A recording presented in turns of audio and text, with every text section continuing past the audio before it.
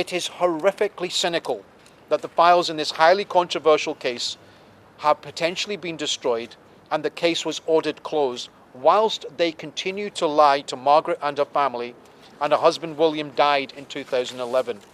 This briefing caused serious concerns at the possibility of corruption and deliberate attempts to pervert the course of justice by those within Police Scotland, Strathclyde Police, as well as Crown Office and the Procurator Fiscal Service.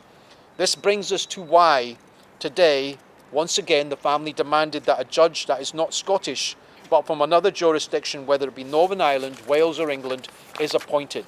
The family are aware of the historic links that the current judiciary in Scotland have to Emma's case.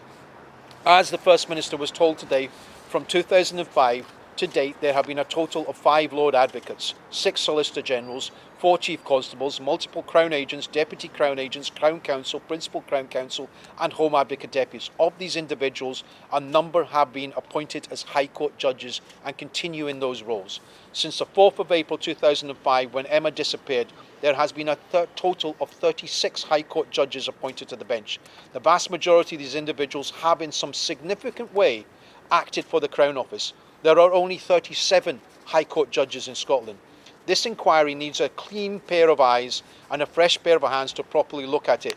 It will be difficult to find judges in Scotland who haven't spent some time either in Crown Office or the Defence Bar during the relevant period. Margaret told the First Minister today that it cannot be for Scottish justice to mark its own homework. The First Minister highlighted today to the family, and the family welcomed the meeting with him and Angela Constance, but the First Minister highlighted the problems in the last 10 months and urged us to allow him to take some more time. He said no definitive decision had been made, but as the new Lord President, Lord Pentland, takes post in February, he will require to be spoken to. The family appealed directly to Lord Pentland not to stand in the way of the appointment of a judge out with Scotland. It should not be the gift of Scottish judiciary, and Margaret and the victims deserve nothing less. The First Minister also pointed to the delays in appointing an English police force to investigate potential criminality of Scottish officers.